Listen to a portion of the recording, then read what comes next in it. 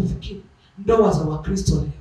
Wangapi mnakaa kwenye vikao usuluhisha ndoa za watu ambao ni Wakristo na ni wanawake? Naongea na mchungaji na yeye yuko busy.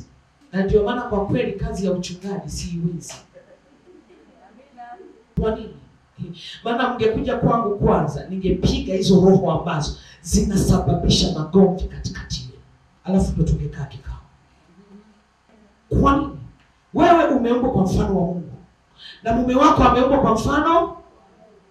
Si unajua kwenye Mwanzo 1:26 anasema mwanamume na mwanamke aliwaumba kwa mfano wa Mungu. Anageukaje anakuwa mbwa? Baada ya miaka 2 anageukaje anakuwa mbaya?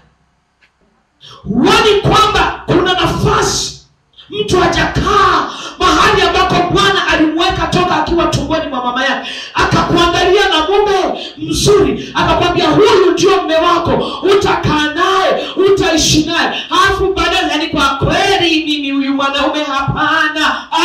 Hujajua nafasi yako.